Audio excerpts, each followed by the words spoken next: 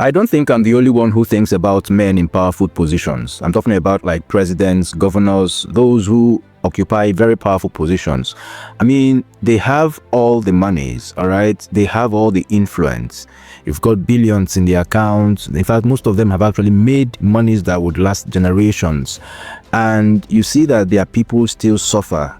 The people they govern, the people they lead or rule suffer. And you keep wondering, if these guys have made so much, why don't they just help the people that they are leading, the populace, the people that they are serving, or that they are supposed to be serving? If nobody around you is saying things like this, then this channel is for you.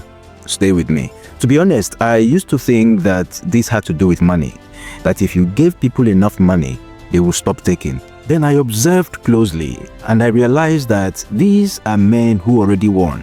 I mean, the money is there. They have the money. They've made money for even their grandchildren's grandchildren.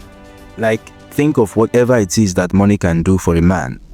Houses, investments, private jets, whatever it is. But in spite of all this, nothing changes for the people outside the gate. Nothing changes for the people that they govern. Nothing changes for the people that they are meant to serve. Matter of fact, the people that they are meant to serve keep suffering, despite the fact that they've made all the money that they need. That was when I stopped asking about money and I started asking about something else. Because if it were money, I mean, these guys have money. So which means this is not just about money.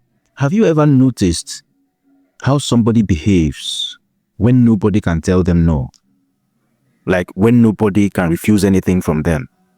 Like not just presidents, like anyone. Not just leaders, anybody. I've realized that the moment consequences disappear, there is this thing that changes within a person. Take yourself, for instance. If there is nobody to question you, if you are on top of the game, if there is nothing that actually questions you, there is this thing that happens inside of you, even without you realizing it. The room you occupy starts existing for you. The people you are meant to serve start feeling unreal. Now, not because you planned it that way.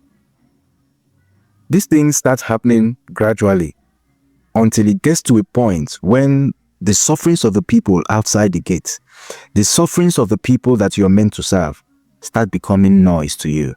And here is the thing that actually amazes me. This is not about where the men are from, like these leaders or these people that are supposed to serve people are from. It got nothing to do with where they come from. Put any human being without mirrors. I mean, like, no one to reflect the truth and watch what they become.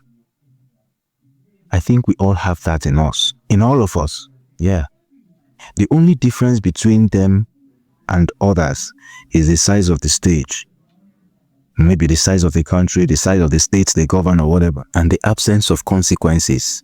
Because I think some of these men, some of them even have immunities over certain things. Well, the real question should be, what can we do to make sure that does not continue?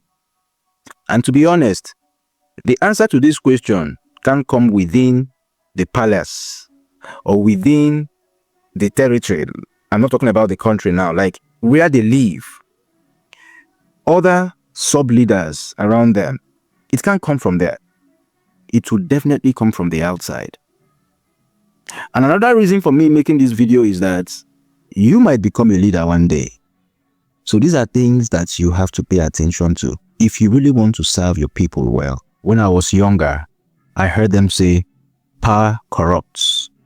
Absolute power corrupts absolutely. Think about that.